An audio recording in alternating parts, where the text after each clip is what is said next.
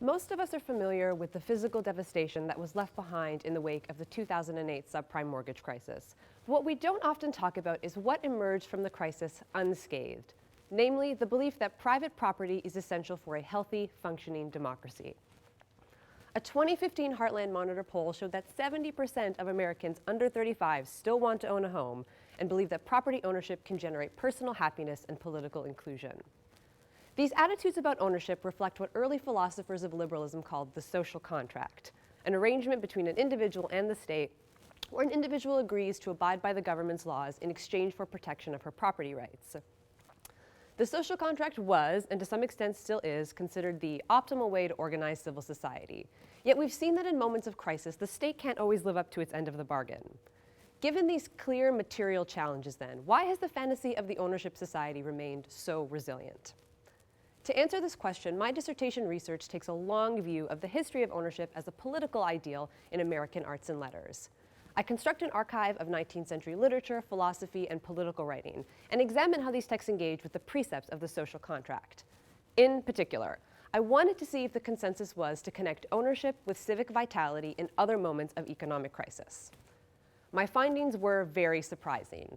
In moments of economic uncertainty, 19th century writers were apt to tell new and very different stories about their social and personal welfare.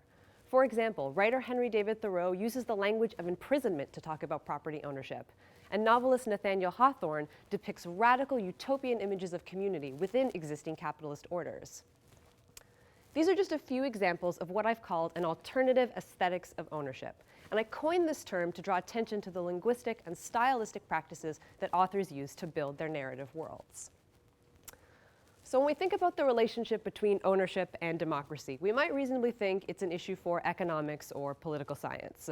But I want to make a strong case for the significant contribution offered by the humanities on this topic. Completing my research in literary studies has given me the tools necessary to understand the intricate work of narrative formation. What kinds of stories do we tell about our collective identities, and what makes one narrative more persuasive than another?